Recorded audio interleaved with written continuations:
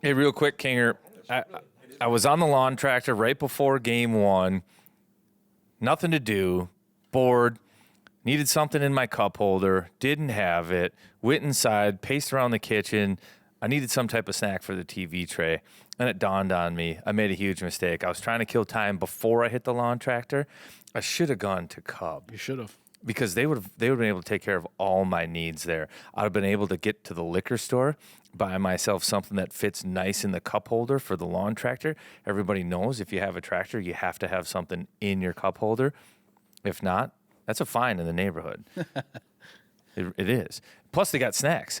It was hard for me watching those games. Usually, Gorgie can attest. We are in the press box, there's a snack, each intermission, walk past it, grab a little bit. I wasn't prepared, and I need to be more prepared. So I'm going to maybe go get some Bugles or some Ruffle chips. I'm a big top the tater guy this time of year.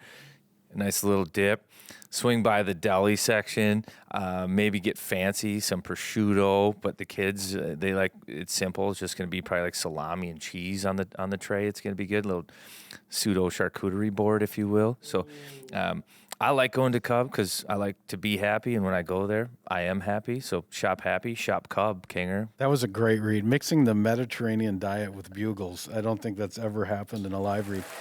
All right, golf. Let's talk golf. We don't want to be playing golf for a long time if we're the Minnesota Wild, but watching golf, that's a different deal.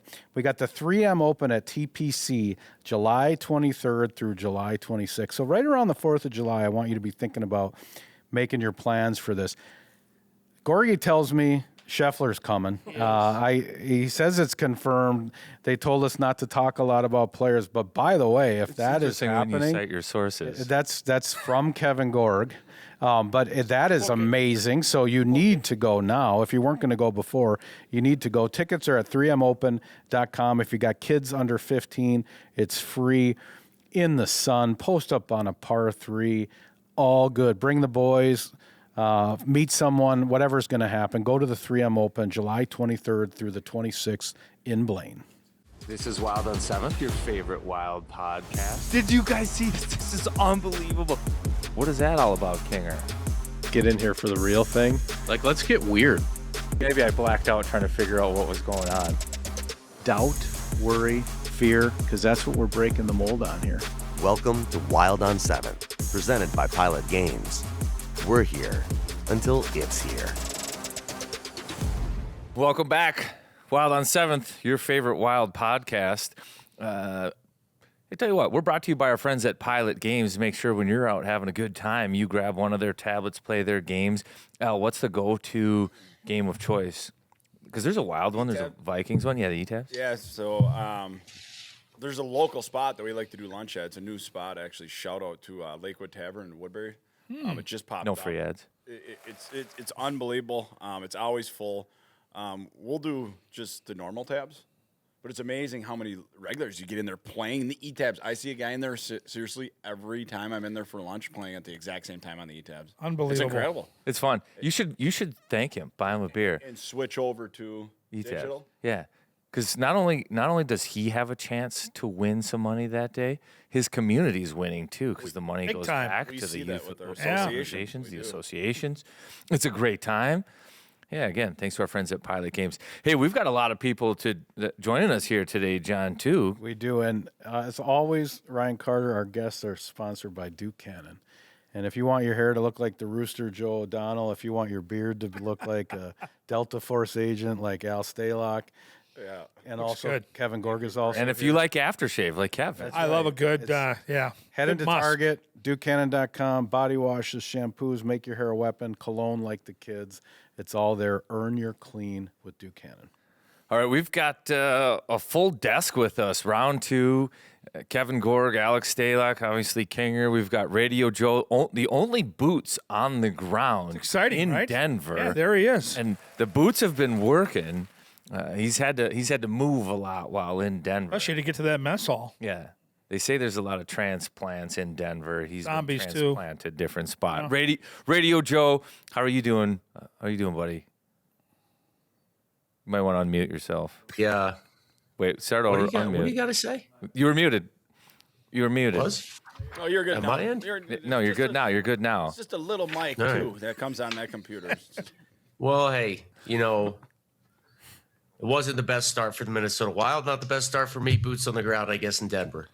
I'm doing all right, fellas. Appreciate you having me. I do miss the TV crew. I called 21 Kevin Gorg last night just prior to puck drop. He and said did. I was a little lonely, like not being able to, chop it up with you guys pregame or at intermission, or it was weird. It's the first time that I've been up with the team that obviously they've gotten the second round where it's radio only because of national TV. We don't take a day off on the Minnesota Wild radio network. And You take plenty off, kid. Like today, for instance. anyway, I'm doing all right, fellas. Appreciate it. So give us the state of the union there. You were able to see pregame, postgame. Did you get a postgame interview? How'd that go? Body language? Are they pros? Are they nervous? Like, we need it all.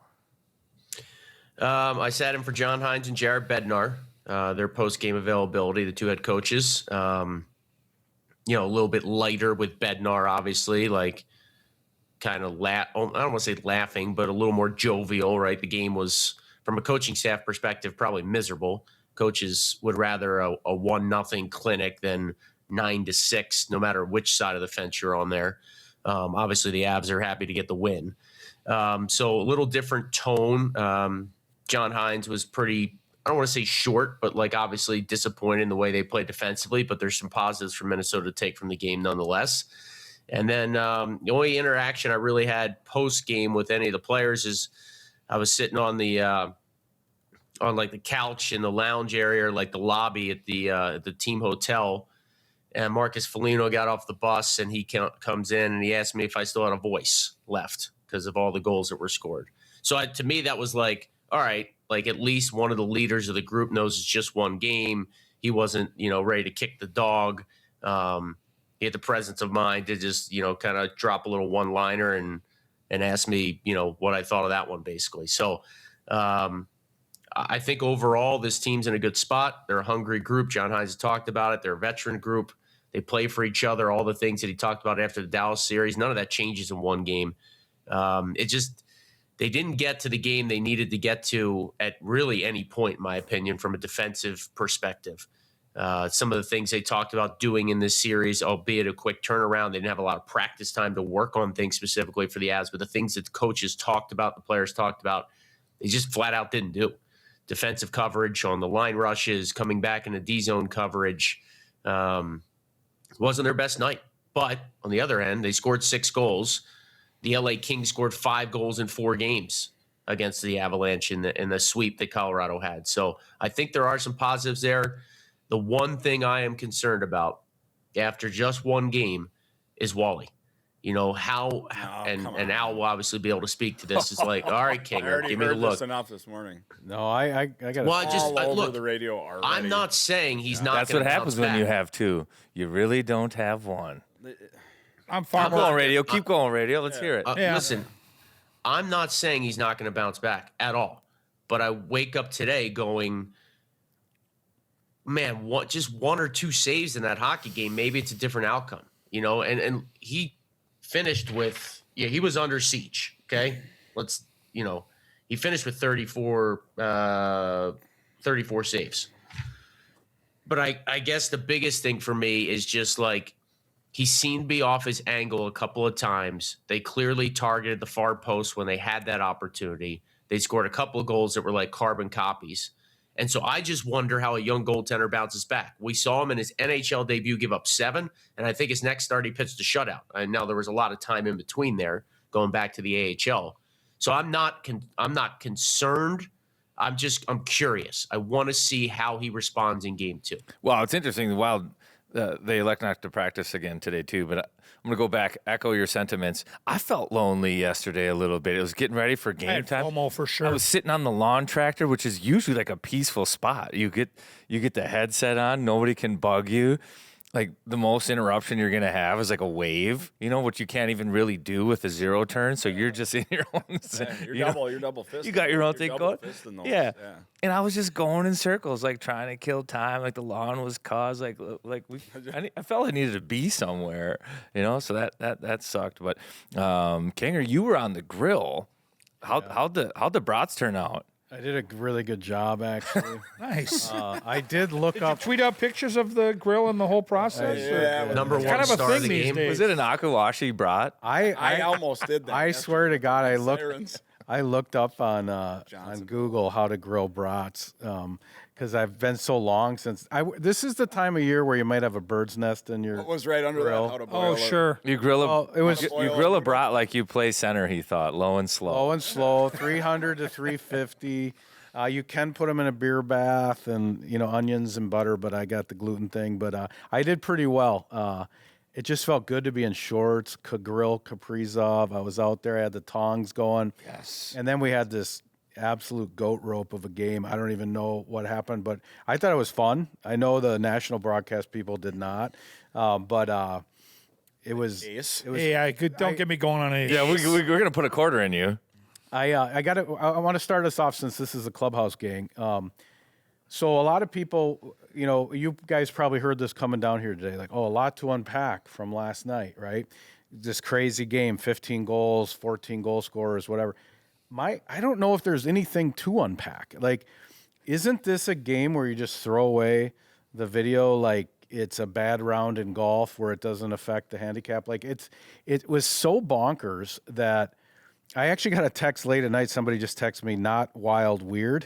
And I actually think that's like completely accurate because we didn't play at all to our identity. It was absolutely insane. So I just don't know. And this ties into Wally. I would run Wally right back out. 100%. Because going into that Thunderdome, Gus has been on the shelf. And I heard in the post-game interviews, I love listening to those, and I could just tell they wanted to be better for Wally. They felt like they did him dirty.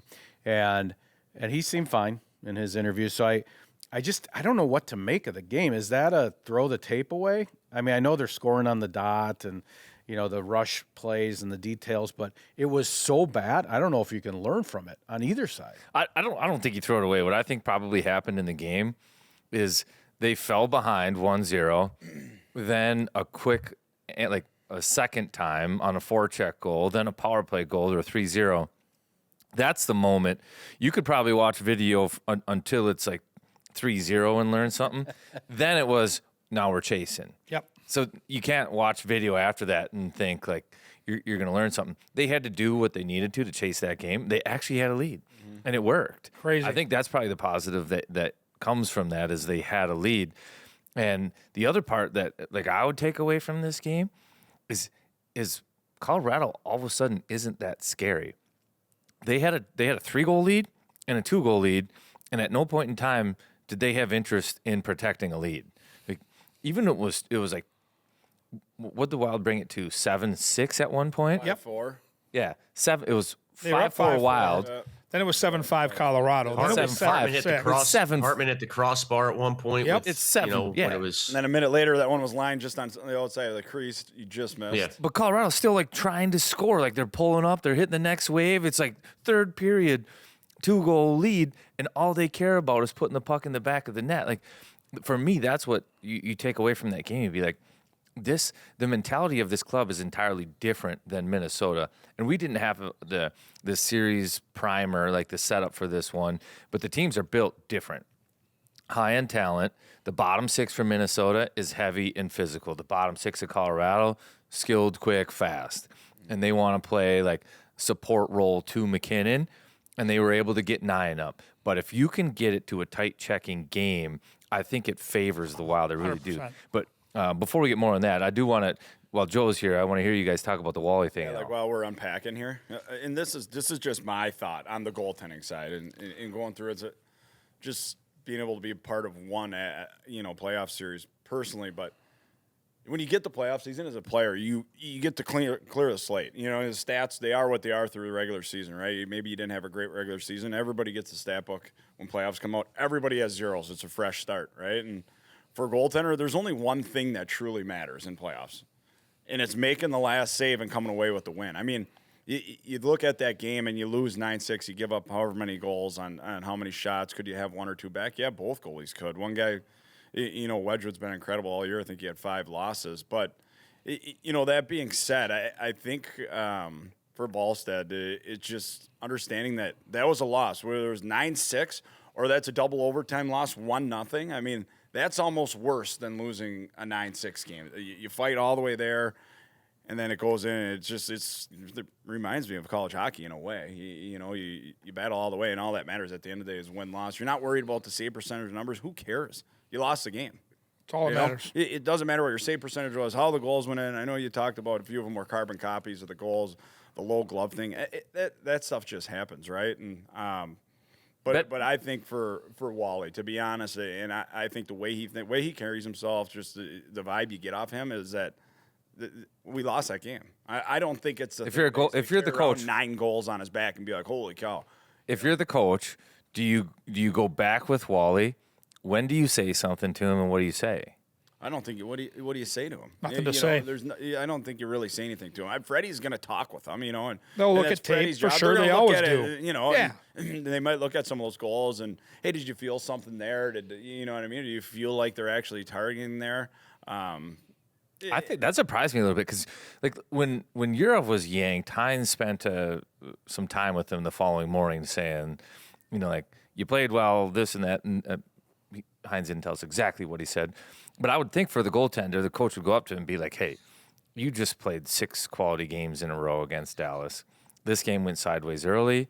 Like, you still made some good saves. I think that tone. Like, no doubt. Like there's no question here, you know. And I think that tone at breakfast, you know, where he's going to see him maybe at breakfast this morning. Maybe he might pull him aside and just say, you know, keep it going. You know, like, we need you tomorrow. Like, it's. I think the less you say, the better. 100%. And I think Freddie Shabbat's the guy that's kind of the liaison between Hines and that coaching staff to him, and he feels most comfortable talking to Freddie. And, you know, listen, a lot of people, and again, I love Twitter for a lot of reasons. I also dislike Twitter for a lot of reasons. And we got a lot of Scotty Bowmans out here this morning claiming that they've got to yank this guy and put Gus in. I'll tell you this, Gus didn't play well down the stretch. Gus hasn't played in weeks, and he's got to start getting ready because the situation's simple. You come back with Wally in game 2. You've been committed to this guy. He gave you a great series. He's been awesome for you all year. You give him a chance in game 2. If he struggles to get in game 2, then you've got a decision to make, and I'm all good with that because you do have 2 quality goalies here. But it's nonsense, this one bad game and he's out. I don't buy it. Yeah, I tend to be with you. And as a player, it's nice when a coach leaves you alone when you're playing well. Like, you know when you're playing well. They don't talk to you, you know. So in some ways, I could see it if they just leave Wally alone. That's a vote of confidence. Like, there's nothing to say to you, you know. And sometimes when the coaches come up and how you doing, you can read between the lines, and you're like, what do you mean? How am I doing? What do you need? What are you worried about? What are you worried about? Let's get to it. What'd you pick up there post game from Wally, Joe? I honestly didn't watch his video comments. You know, I didn't watch on wild.com yet, so I don't want to nursing the I'm voice. not going to lie and tell you I did. But I do have one question for Alan Gorg. Like, it felt from a broadcast perspective watching him, he was swimming a little bit back there, like out of his net on the 3rd goal. A lot of things that were hitting him weren't comfortably hitting him. Like, Wally and Gus are similar when they're on their game, and most goalies, I'll use the Bob Mason term because, Al, you had him, right? Mm-hmm, it's like quiet, right? He always talked about a goalie being quiet back there. Didn't feel he was quiet. He certainly made some big saves at key times, but I think I'm just frustrated for the team that to that point they get the lead, and then you get the Taves point shot that hits McCarron's stick and deflects in. Like, it just felt like a bad bounce. Like, who knows if McCarron blocks that shot? You got Faber coming out of the box. You know, that was frustrating. But it just off the rush there, like the Kadri goal, like that game was still there for the Wild to win in the 3rd period, and it just felt like early in the 3rd they beat them clean with some shots that Dallas was not able to in that 6-game series. So, Again, I don't doubt the kid, but I'm just curious to how he'll respond. Game 2 is a big start for him.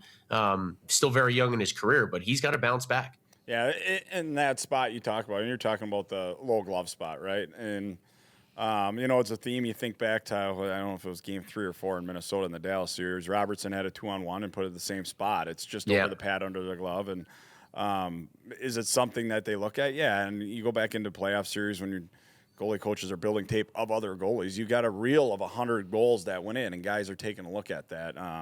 Kadri goal, obviously, is that one you look at, and hey, that's a save that we want. But I think you talk about the chaoticness of his game, or swimming you referred to it as, that was a little bit just as a game as a whole. I mean, it got chaotic in a hurry, and from there it was scrambly.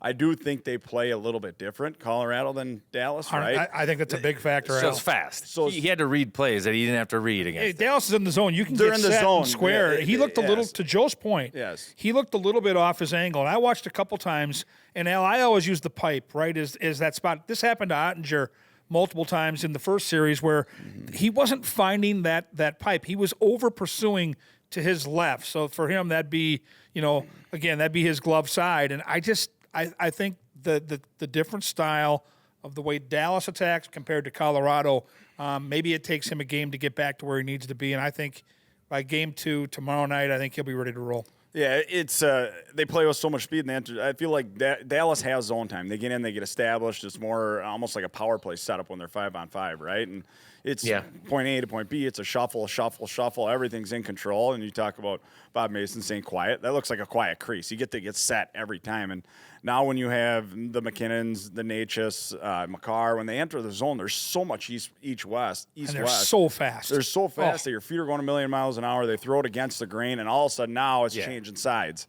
You don't really have time. That's why I think it seems like you're swimming, because the goalie, your feet are going so fast. And, I think you get to that point where we go to the Kadri goal, and is there an option off the backside? I don't exactly remember how that play developed. It wasn't like he wasn't still aggressive. He was out on top. He was far enough out, Yeah, for he sure. was far enough out. He just misread the release. You talk about Ottinger's game a little bit in that series. He felt like he wasn't finding the releases, and he was retreating back into his crease. Which, to see Wally still out on top, being confident, it's not like he's retreating and nervous, like the puck, please just hit me. He was still out. It is just he was fooled by that release, and it's Kadri, and he's had that ability for years. His sneaky goals like that, releases. He's a veteran. He knows how to fool a goalie with a shot like that. I think you look at that power play goal, and it illustrates everything. McKinnon flying down center ice, cutting through, a purposeful pass off the pad to himself, flying. You're forcing the goaltender to read all options, so the rebound's there, and he knows right away. McKinnon does where his options are. He throws it against the grain. What a play. Yeah, and then Spurgeon was the only man left on the backside trying to play goaltender. That's not a play that he had to make or read against Dallas at all. No. Everything was so much more controlled. So just the speed and the things that Wally has to read, entirely different against Colorado than against this Dallas team. Dallas was kick out, drive wide, maybe somebody coming to the far side on the power play. Like it's just different. Hey, one thing I do kind of like about, I don't like not working these games. It's more fun, obviously, but we're all watching the same broadcast now. You guys stick around for the intermissions. Did you see Bonus kind of say he would have pulled the goaltender? Yeah, I was surprised by that. Double pull, right? Yeah, Wasn't there talking yeah, about double pull. Yeah, I was surprised. You like the intermission, Johns, and you see that? Like, I thought did you notice that the broadcast was really dark too, like in the rink? In-house. Yeah, just the rink. It was like, I don't know. I really appreciate FanDuel now that I'm watching the second round on this other one. Always did, but I thought the broadcast it was interesting. This idea that this was bad hockey or October hockey or Sloppy they kept using. Sloppy. They were almost like visibly upset at both teams. Maybe they bet the under. I don't know, but between Ace and Bonus, and they were very deferential to Coach, right? Every single person on the panel was like, "What do you think, Rick? Like, what do you okay, what do you think? I mean, he was, because he's not there all the time. He just came out of the And he had trenches. opinions, like saying I would pull my goalie and blame my forwards. I was like, I don't track that decision. Yeah. Well, Bonus is still thinking about what he's going to do for day one at training camp next year in Columbus. After that last press conference, That press conference was signed that aggressive. one off those kids.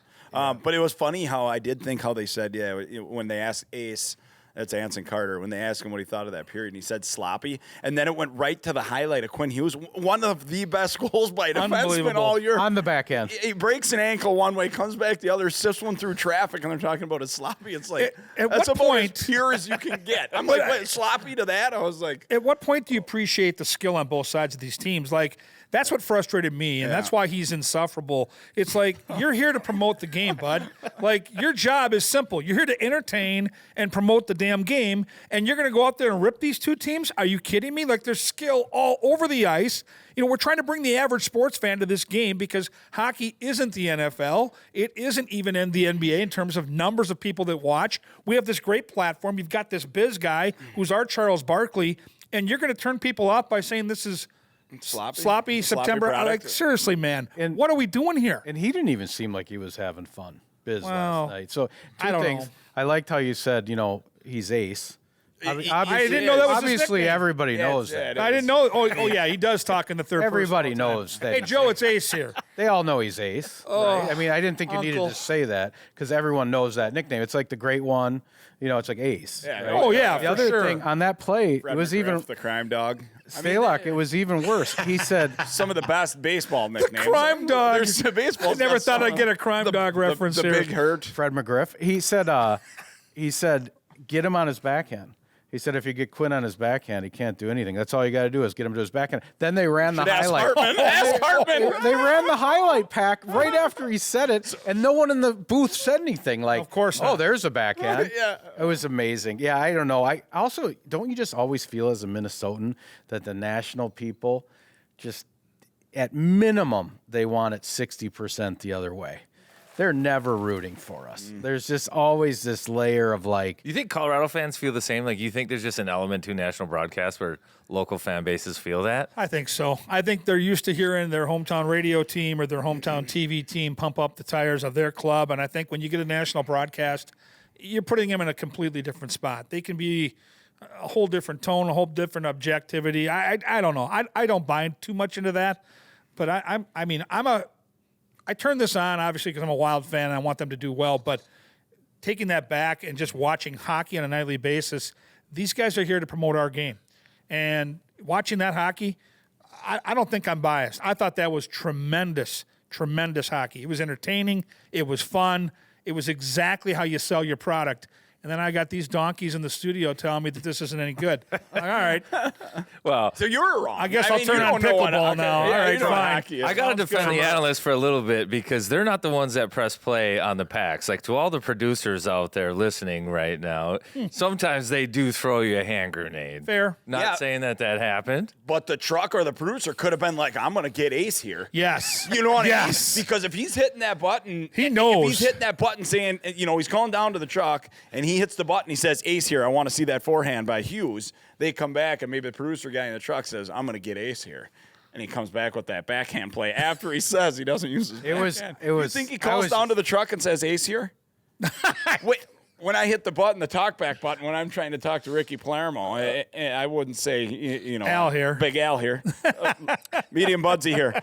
I know who it is coming. yeah, he's still selling it. Hey, I got to ask Little Budsy real quick. You were there. We all have FOMO. I mean, I really missed being there last night. I texted him about the mess hall, the whole thing. No, The mess hall was it's a bad. bottom five. It always is. It was even worse last night. But we normally have a lot of Wild fans in-house at Ball Arena anytime Minnesota plays out there. It's one of my favorite parts of watching a game there. It's a fun building. You got the great PA guy. How many Wild fans were in the house last night? Good crowd? Yeah, I could tell when the Wild got the first goal from Johansson. I think if you watch some of the clips on social media that the Wild posted, you can hear, like an audible roar especially when they, crawled back into the game after being down 3-0 kind of so early. So definitely saw some fans out and about in Denver, even post game, on the walk back from the rink. So I think a good showing and got an even earlier start time tomorrow locally. So I'm hoping that, some fans maybe make the trip out for that one as well. Wild fans always travel well, Gorg. You know that. It's fun to walk around other arenas on the concourse pregame or what have you and see the fan bases. What are your thoughts on Alan Roach? For most fans out there, I think get who this guy is. He does the in-house stuff for the Vikings. He was at the Olympics. He was at the Super Bowl. And he is unbelievably cool to listen to at Ball Arena. Now, again, 9 times last night. You probably got a little sick of it there, like Principal Rooney and dealing with Ferris Bueller. 9 times is a lot of times to hear Alan Roach, but what'd you think?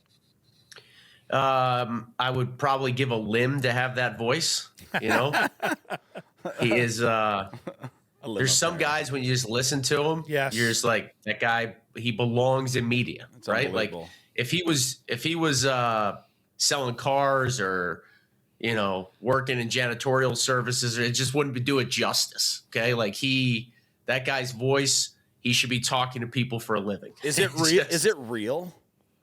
Like, yeah, I think it's real, and I think he was it's like 10, spectacular. 11, or 12 years old, he just said like a normal kid voice, whatever. And then when he hit 14, 15, when that puberty hit, he just went straight into, ladies and gentlemen, this is Alan Roach. And we just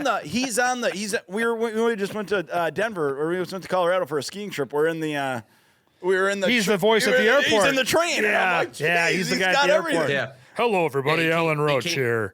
He came up pregame to just check on a few pronunciations of guys' names, which a good PA guy will do. And was there Jones. was there popcorn? And on when the you floor? talk to him, it's like, is it Joel Erikssonek? And I'm like, no, it's Jules Erikssonek. But he's just like, Jules, okay, at the Olympics. Like he's real. dialed into his job, but he's got a voice that you can't teach. It's unbelievable. Hey, Joe, if any of the fans are longing for some local broadcasters, where can they find you? Because as you mentioned, the radio network doesn't take days off.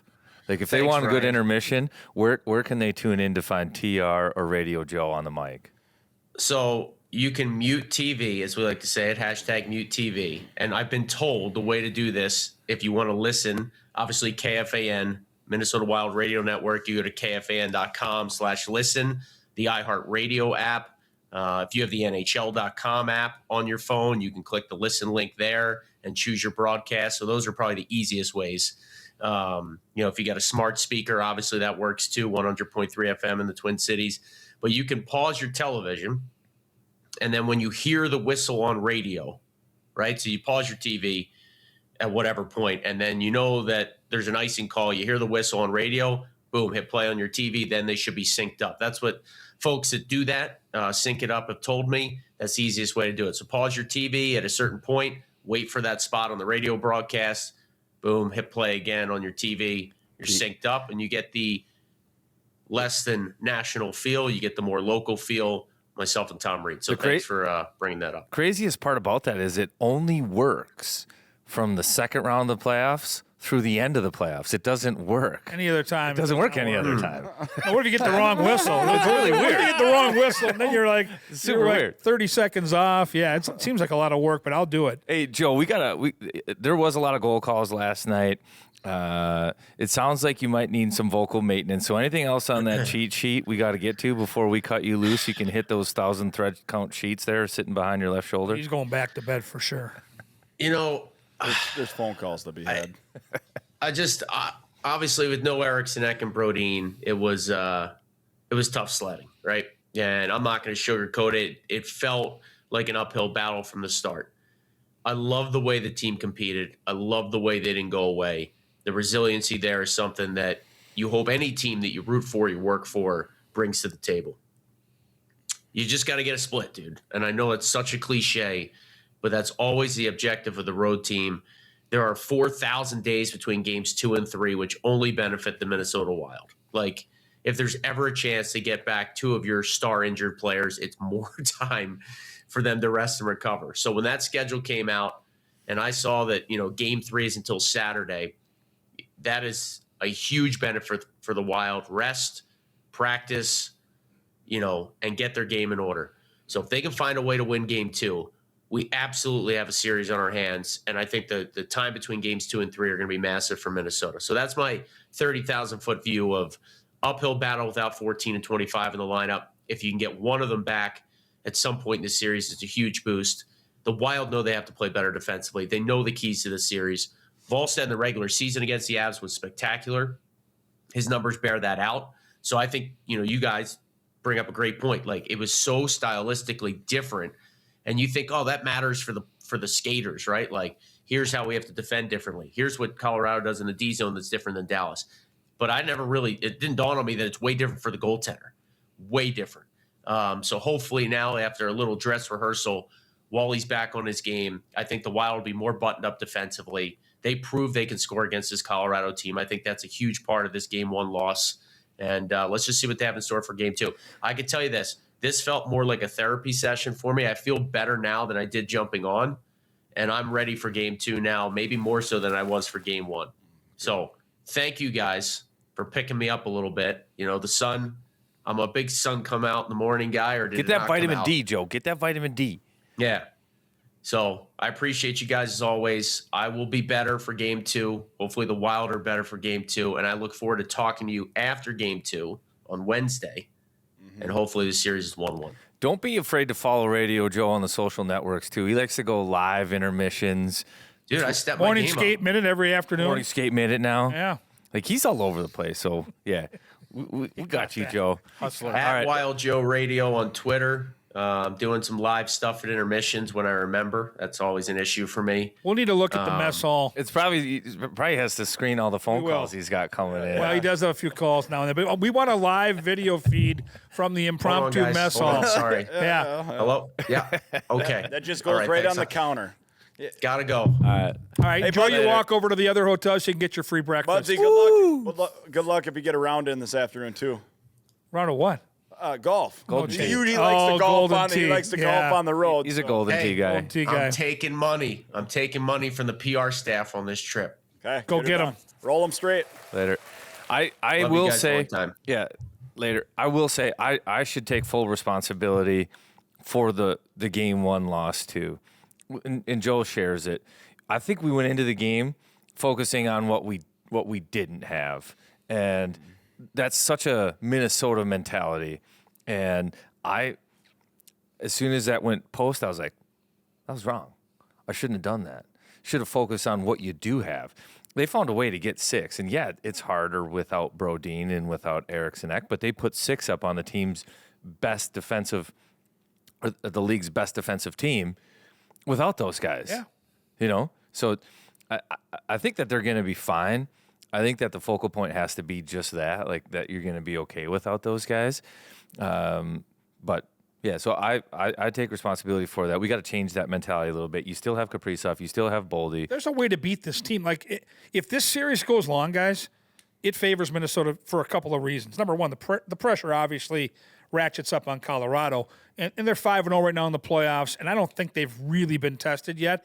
You start to, let's just say they win Game 2, right? Minnesota comes back 1-1. It's physical.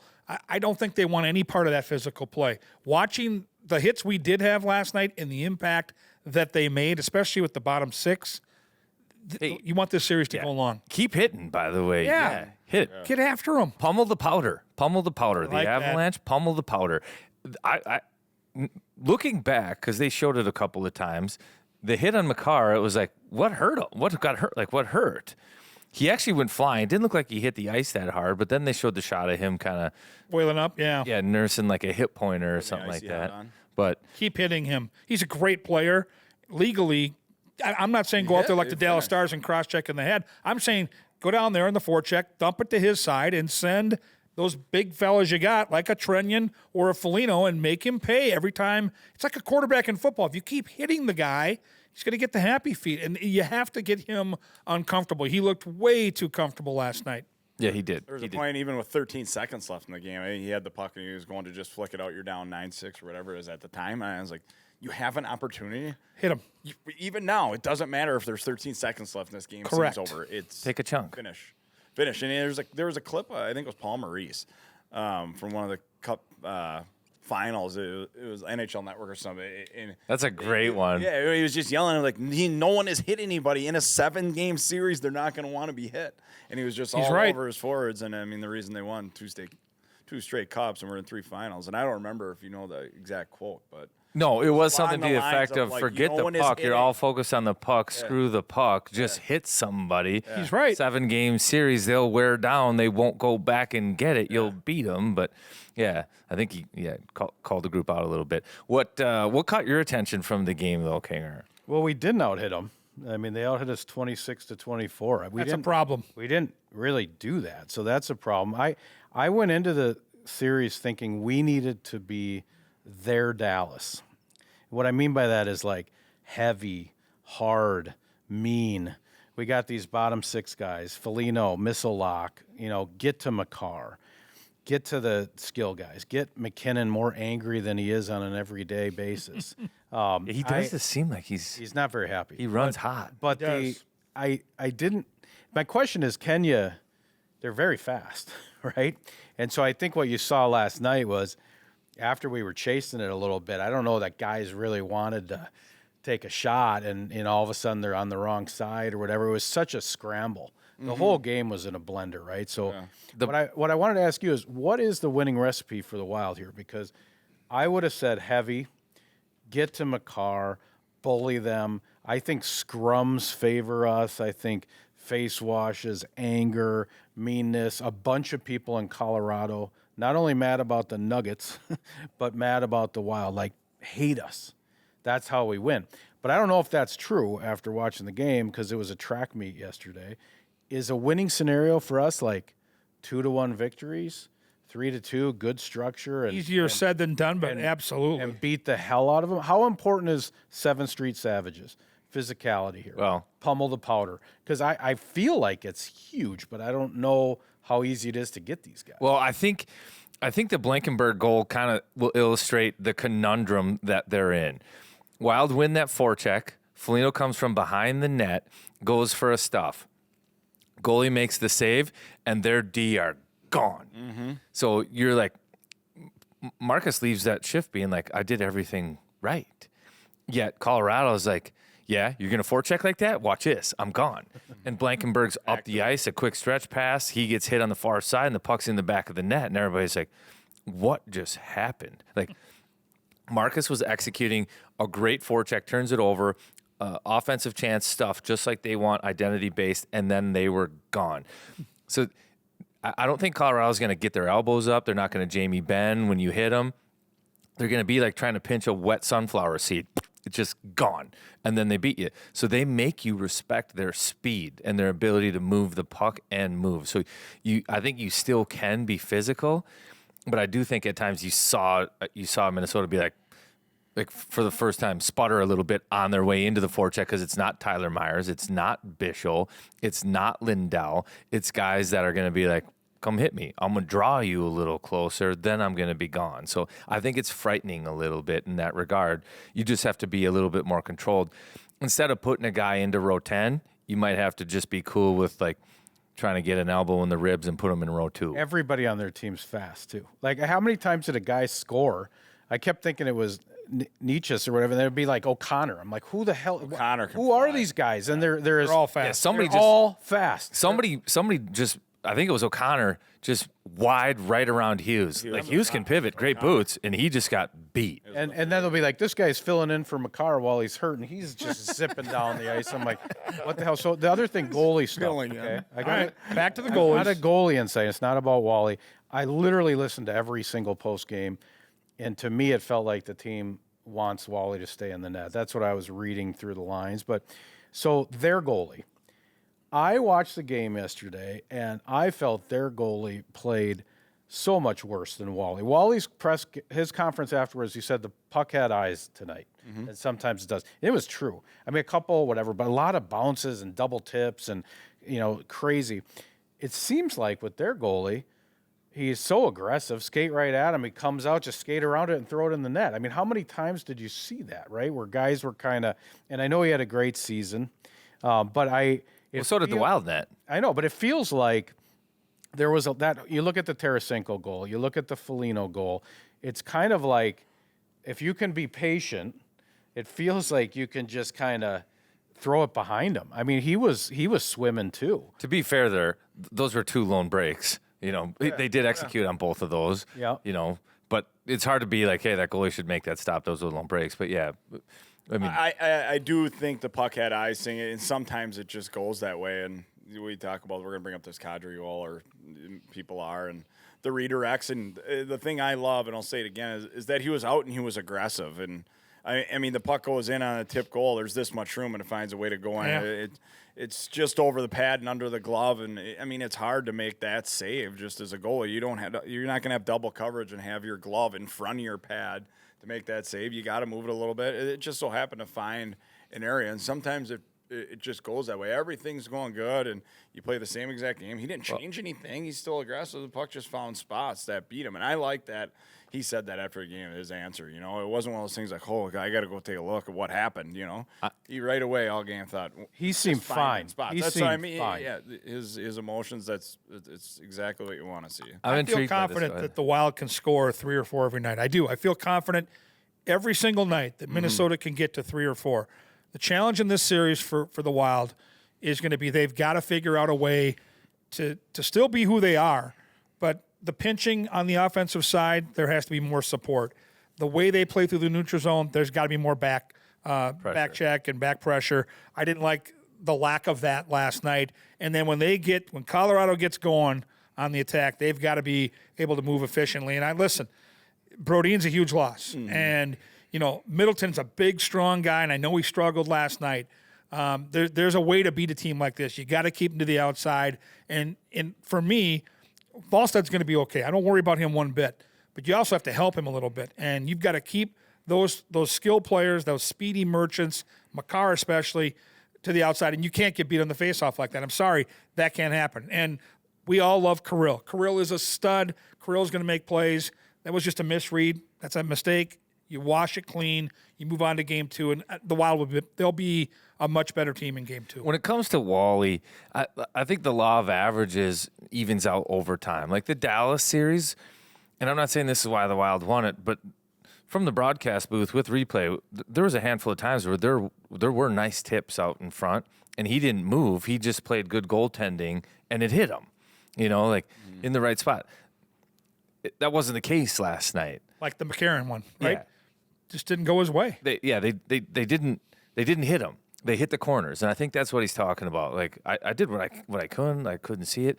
But what's interesting to me is Bednar had a comment about Wallsted and about how they pre-scout. And he said that they didn't go ahead and pre-scout him differently or do something differently than they would in the past. It's kind of how they normally would for a playoff series.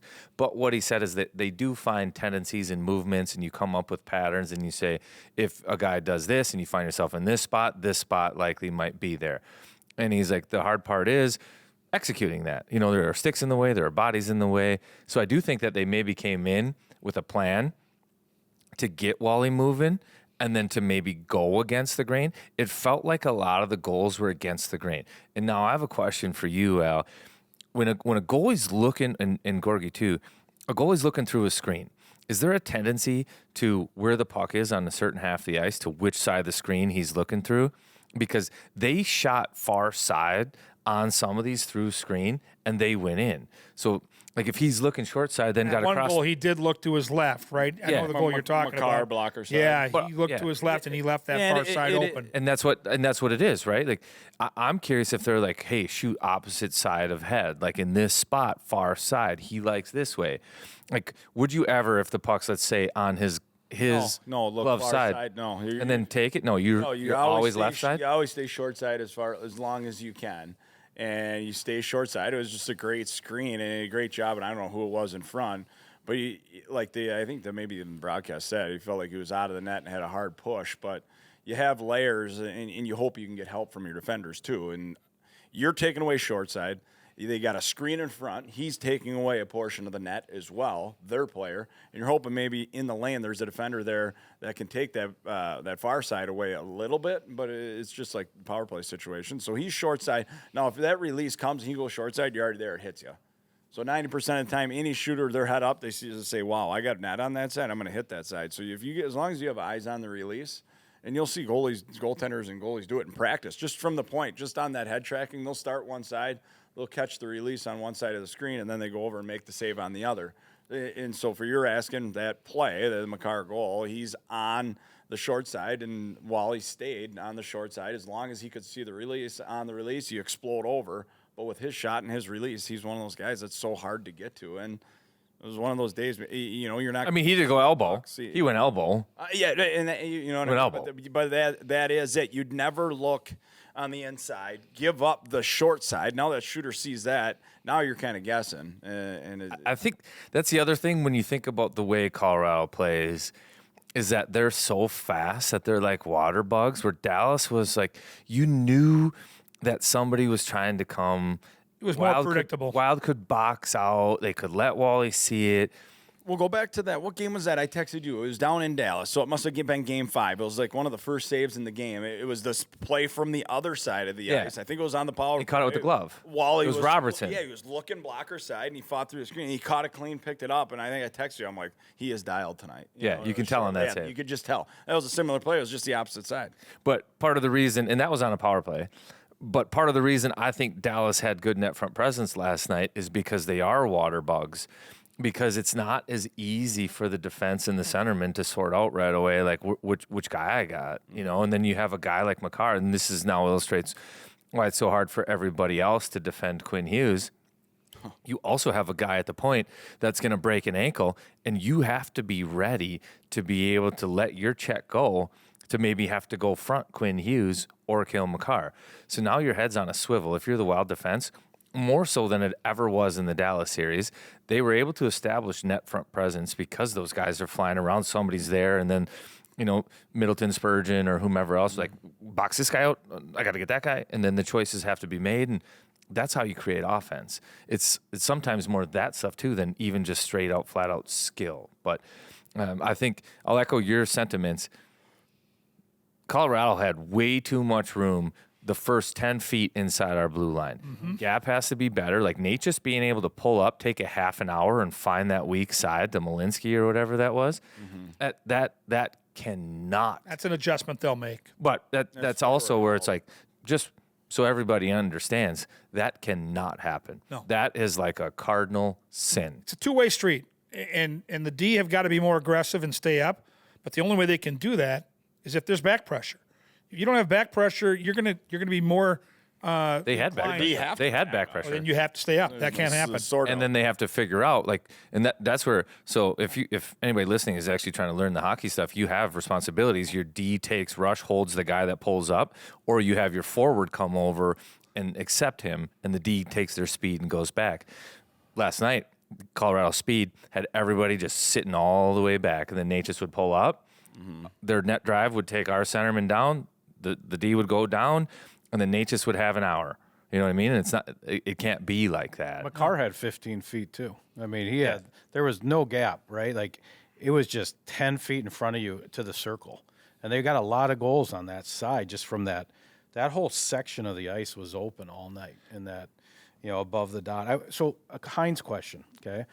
We've mostly been talking about should Wally play or not. Now, the talker in this town for sure, Hines has been DJ Hines, right? Even last night, you see him whispering to Zuccarello, and all of a sudden he puts the big line together. They score a goal the next minute. He has had his hand on the pulse. He'll play Petrie when you think he's going to play Hunt. He'll play Hunt when you think he's going to play.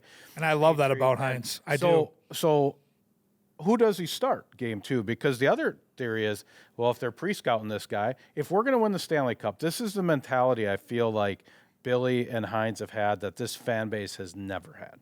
If we're going to win the Stanley Cup, if we're going to get 16 of those pucks in the board, do you think Gus plays in the playoffs? Probably. I do too. So now is just as good a time to find out. So that I just wonder, who is he going to play? That doesn't mean that you're not going to see Wally, that Wally's now in jail. But Hines has been very unpredictable, in terms of like, so I don't know. It's not really about what you should do or did Wally do anything wrong. It's just like, if you really have that mindset, we're going to win 16. I find it hard to believe that this other goalie, who was our number one all year, that the guys also love. They say, I just don't see a scenario where he never plays a game. That seems unlikely. Yeah, right. No, but I do think that there are different scenarios. I don't think a guy can play 6 straight games. He gives up 9 on a night where your team wasn't great out in front of him, and then it goes to somebody else. Yeah, I don't like that message. I don't like the look That's either. also And I so think much you risk have- for a coach. The coach will be like, "No, I'm not doing that." Like, now, if Gus goes out and lays an egg, that's on coach. That's not on Gus. That's on coach. Okay. Let's go back to 2014 and let's think about how that series played out. Colorado won the first 2 games on home ice. They held serve in that series. Minnesota still won that series in 7 games. So if I'm John Hines, the message I want to send is I want to come right back with my guy because, to Cart's point, he was a big part of the reasons we beat the Dallas Stars. In the back of my mind, and maybe there's a conversation with Gustafsson, like, hey, it's time to ramp up here. It's time to really start focusing in. Things don't go our way. Even if Wally comes back and plays a solid game, right? There's an opportunity that we come back in game 3 on home ice where we get the last change, and maybe we have a Joel Eriksson-Ek, maybe we have a Brodin, maybe we don't, but there's an opportunity. I thought all along both guys were going to play. My belief is after one game where pucks are going in the way they were last night, I would not make the change right now. I'm just telling you. No, and I think in Colorado's locker room too. You got to think about just the mental part of the war and the series is all of a sudden they announced right away today that Gus is going to go game 2. You don't think McKinnon's in there? Like, holy cow, we got these guys already thinking. We got them rattled. One game and they're already making a change at goal. And it's different than goalie's a different. You kind of asked it in a way where it seemed like, God, is it going to be a big? We'll throw them for a curveball if you change goalies. Like, are they all of a sudden going to be like, whoa, now Gus is playing? We got to change so many things. I mean, you don't really change much as a team when you're going against a different goalie, right? I mean, when someone, when I was playing and a goalie was playing and they put the backup in a regular season, yeah, the guys were probably in there saying it was going to be point night, but it was, there's no like tactical change where, you're going to go and just be like, okay, we got to remember, Gus is going to do this, and this different than Wally, Yeah. It's a goalie. I mean, honestly, at the end of the day, You're going to attack the same way. You attack the exact same way. You play the same way. Wally might handle the puck a little bit more. Other than that, I mean, it's not like you're a lefty. I know Gorg talked about that in the first round. Do you throw a lefty at Dallas? Do you give Cal Peterson? Cal Peterson's waiting in the wings. A little lefty action. We joked about that, but no, I don't think there's no. Wally's been the guy. They're not sitting in the locker room building a game plan around Gus. This is another thing that we're not talking about. Oh gosh. No, but should be talked about. The same debate is occurring and would be occurring with both fan bases. Wedgwood wasn't great. He was not. Blackwood is just like Gustafsson.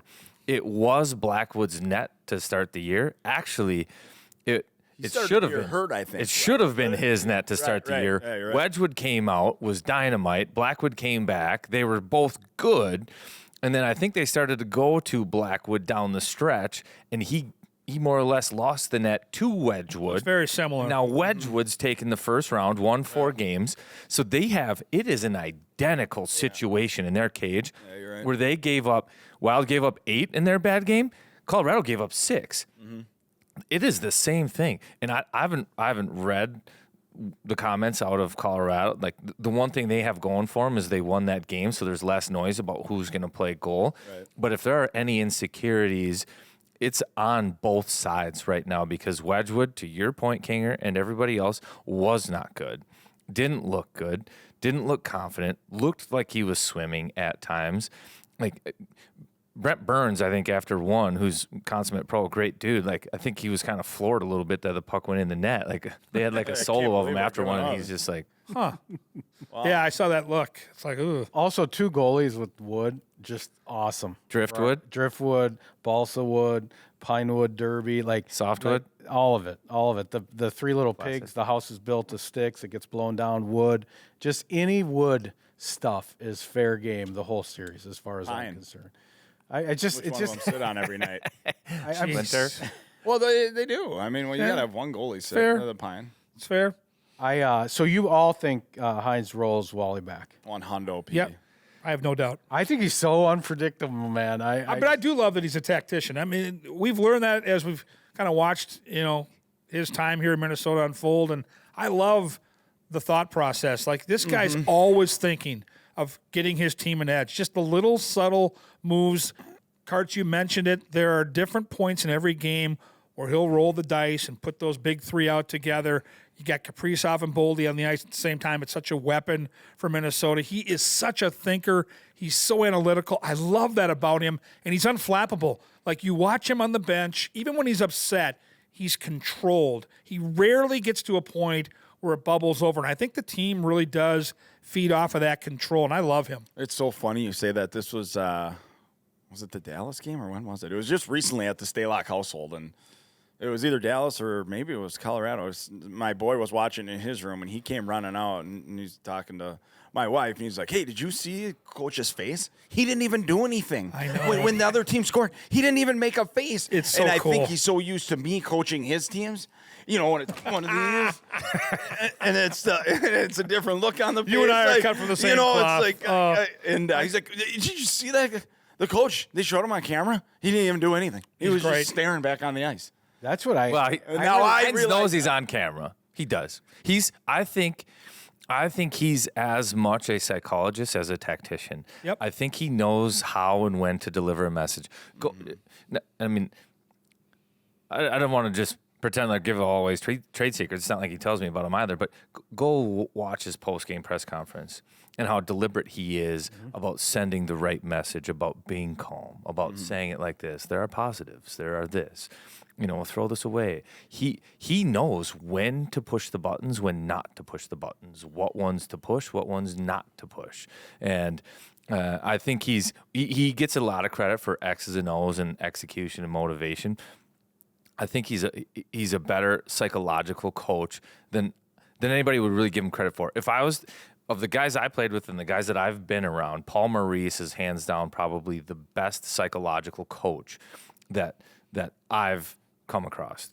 Hines, I think, is right there with him in terms of the things that I notice he does and says. And you look at his narrative. So this press conference was interesting because the theme I'm buying into is that this is the hockey team that can show the Minnesota fan base how to behave, like how to think through a long run, right? And so the reporters, it's about practicing. They got this thing up. This is so far up their ass. I can't even explain it to you. So it's about practicing. More practice. It's Talking about about the practice. it's about the quick turn going to Denver quickly on Sunday. And then there's a little bit of this team is really different than Dallas, right? And so Hines' presser, they ask about practice. No, wouldn't have made a difference. You're telling me a 28-minute skate at Ball Arena changes this game? No. And he won't even open the box, right? And He's right. And so his themes were this. He said, he said details. He said we were terrible on the details, like the little things, like you just said, the little basic hockey things that help you win games. We didn't have it. The rush, we got to solve this rush. And what he basically said is, this team's so different than Dallas. Give us a minute to figure out how this is gonna. Yeah, both teams kind of got caught with their pants down on a new opponent. We're not the Kings. They're Fair. not Dallas. That's fair. Yeah. And so he was kind of like, just give us a minute. We'll figure it We'll out. figure it out. Very And calming, and I like that. I want to get back to the practice thing because the writers have run with this multiple times this year. I got something. And I had a You guys talk about this. I'll be knockdown, back. drag out argument with Russo, and I lost my mind for a minute because he was convinced that the Wild weren't going to get to the playoffs because they weren't practicing enough. And I finally looked at him and I said, "Now wait a minute here. I have talked to guys that have been in that room." Guys like you, guys like Ryan Suter, Zach Parise. These are guys that played a long time in the league, and they're like, no. Rest is 100% a weapon. It is such a grind. And how much are you really going to teach a guy in a 28-minute skate at Ball Arena or Tria Rink? There's a time and a place. Anyone who's watched this coaching staff run a training camp, it is unbelievable what they do. Unlike, and I've been here for 20 years. I've never seen a training camp like these guys run. They get it in early, they get it in often, and by the time these guys get to November and December, it's already in, and I'm sick of hearing about the practice thing. You know your system. Come on. The practicing is, they need to go work on the kill. You give a power play, you give a couple power play goals a game, and you need to work on the kill. But you're talking about LA, and I thought it was just so funny. Someone screenshotted it to me. It was locker room cleanout day in LA, and Panarin obviously just arrived at the trade deadline, right? And so he's getting answer all these questions. I didn't dive into the whole article, but it must have been asked. What are some changes that you think can help this team next year? All he simply said was less practice. No kidding? Less practice. Wow. So, and it's just, in New York. Rare that a player would actually say it, though. Say it, yeah. And, wow. It's interesting we talk about it. And I think it's different for positions like you talk about. For sure. And right now, Gus needs to be on the ice and skating and getting shots. That makes sense.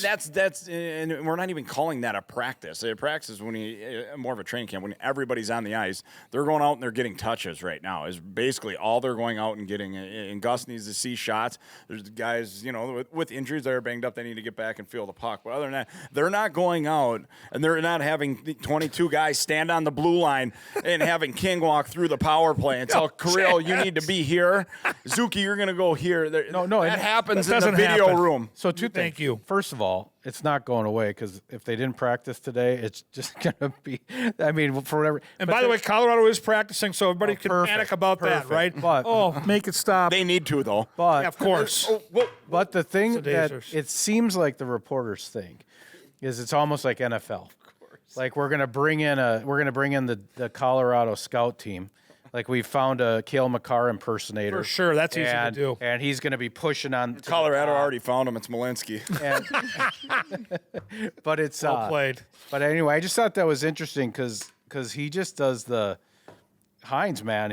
You're right. He's got He's a psychologist. Kurtz is spot on. And let's just that's why I really don't know what he's going to do with the goalies because he's continued to surprise me. Kinger, you're letting all that Twitter. You're drifting into a writer. Don't do it. I don't know what he's going to do. Don't let Russo get in your head. I am not saying He'll tell you he likes writing. I do. You can like it all you want. Good at it. When they come down the tunnel tomorrow night, 30. Jesper Wallstedt is going to lead them onto the ice. He'll be just fine, but he is the guy they're going to play. I have no doubt in my mind. I actually don't care as long as we win. I don't care. I don't care either, but I'm just telling you that's how it's going to go. All right. We'll see. Sorry.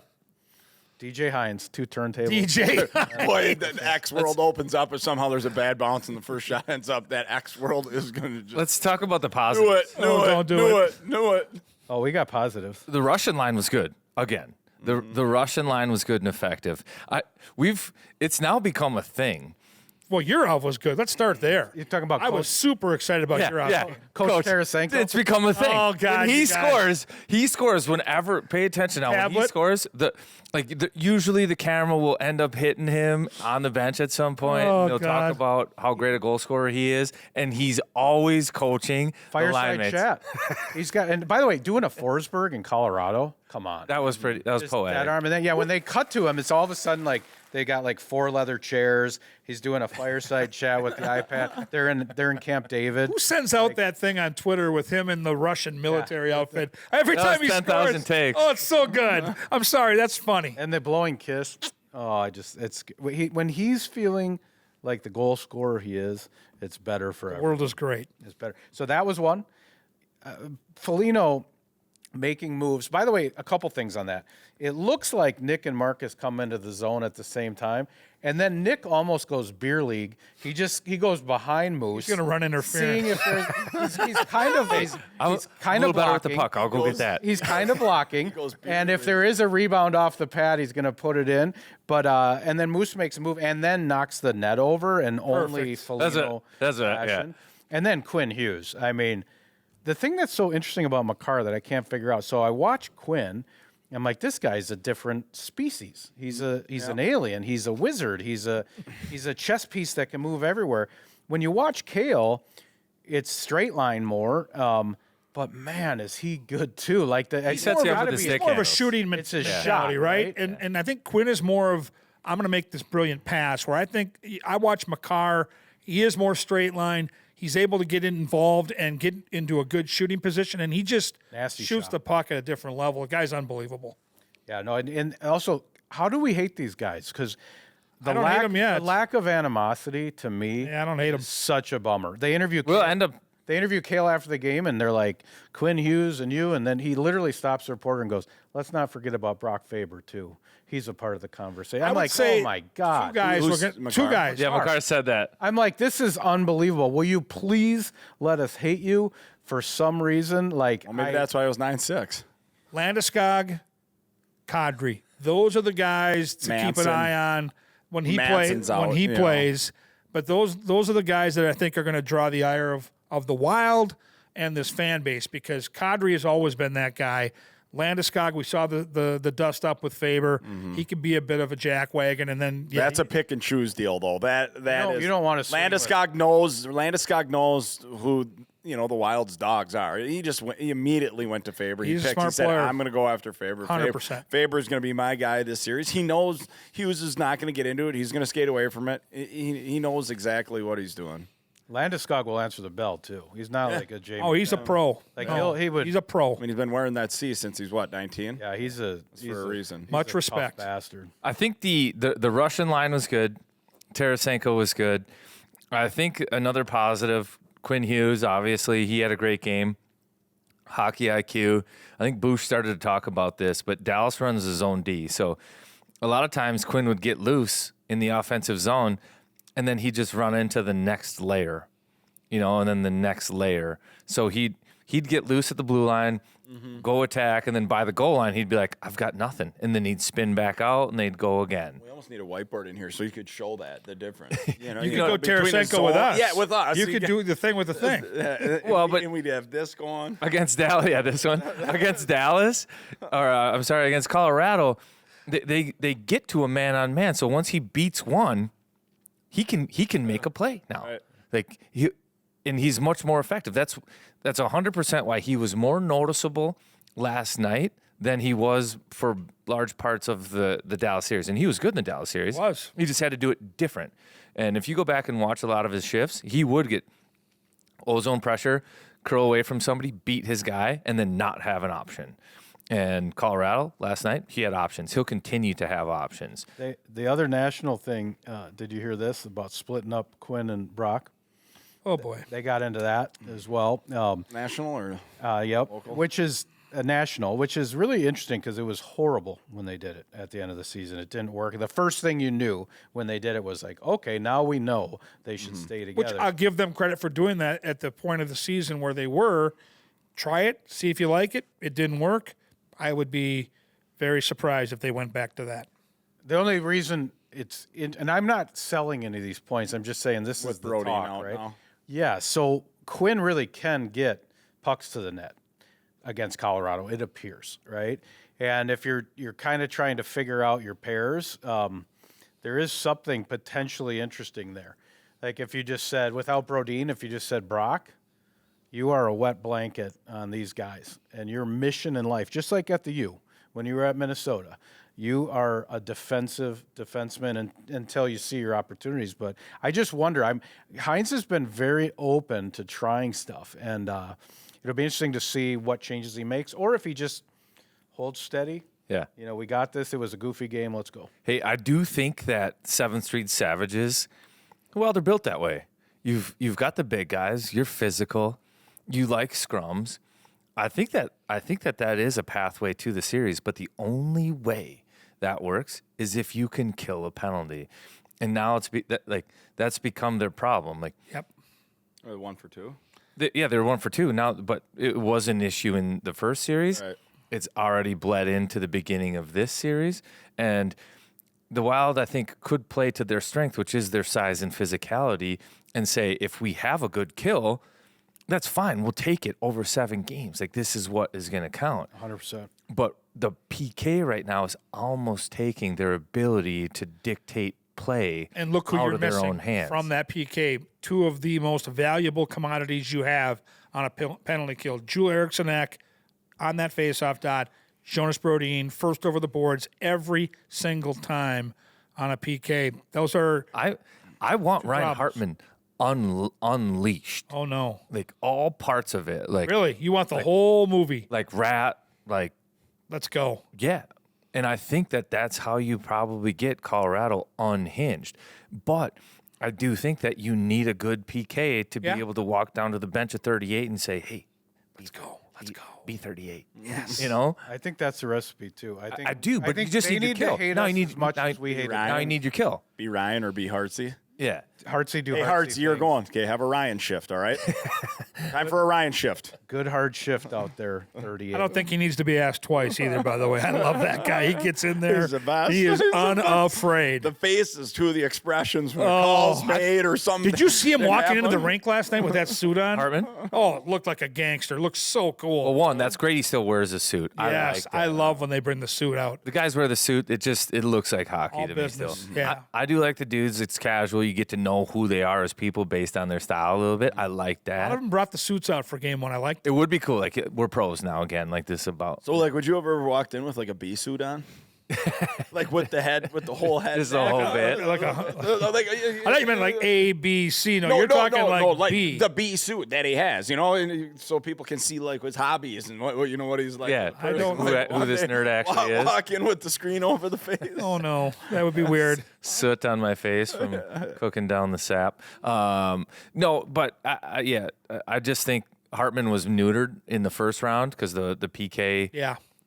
And I think it was a factor. And I was hoping that the PK would probably be a little bit better so that it wouldn't be a factor in this round and you get to see the best version of him. We're also, I think, blessed in this series because we've touched on it. Makar Hughes. I've got 2 points I want to make on the blue line. They do it different, but they're good, right? And to be able to watch these two guys go head to head offensively for a series is going to be fun to watch. With two good teams out in front of them, too. Quinn Hughes, the stretch pass, the way that he spreads the ice out, he's good. Nobody passes the puck like him. Like, Nope. The way he snaps that thing off, like you guys watch these games and you know it's coming. He'll make one little escape. He'll go give and go with Faber, and it's like he's not looking for a guy in the neutral zone. He's looking for a guy at the far blue line. It's going to be on his tape. It's Not so only that, much fun to watch. I think we were talking to Faber, and he's like, the other thing with this guy is every pass is a flat bullet. yes. Like, Yeah. It's It looks not, like he uses a 60 flex sticks. Yeah. Like it looks like a noodle. Like he just pulls I don't it. know and how he it's like, does it. Yeah. Yeah, he has the little sauce pass that he throws from time to time, but for the most part, that puck is being delivered with purpose. When it comes across a blue line, he'll find it into an area.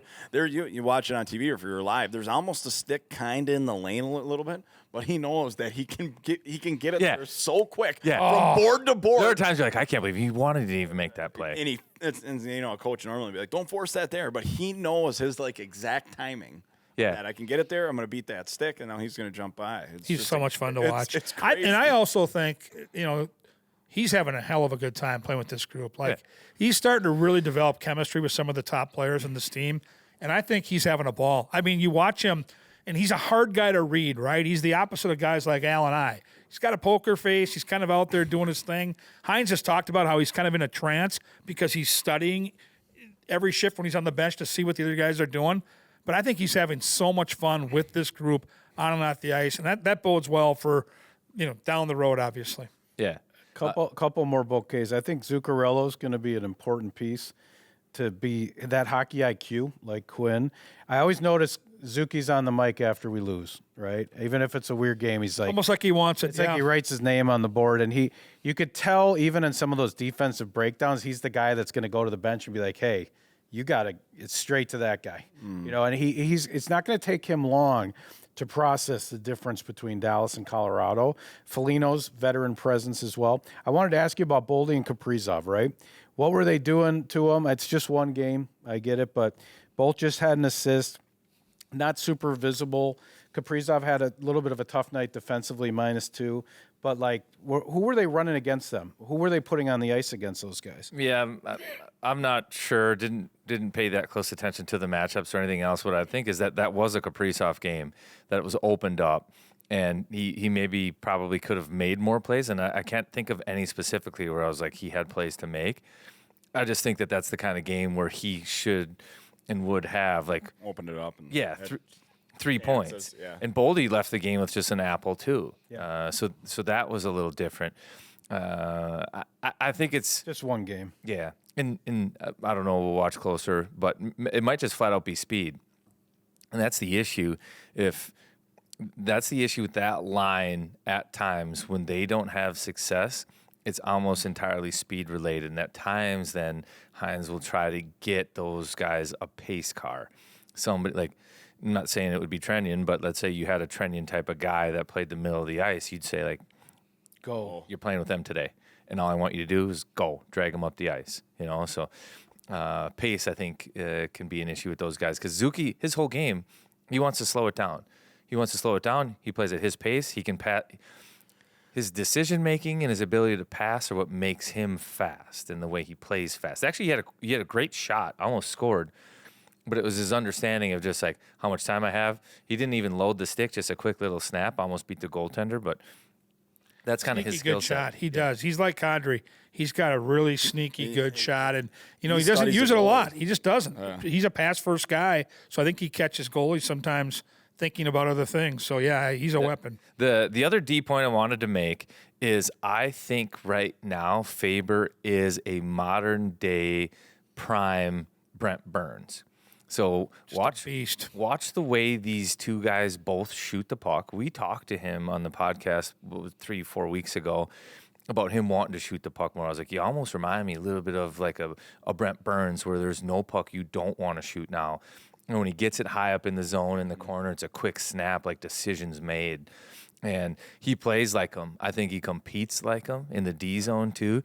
Like everything that comes around, boom, hard, physical. That's the thing that I think a lot of people don't realize with Brent Burns is the dude is he's a beast and a killer too.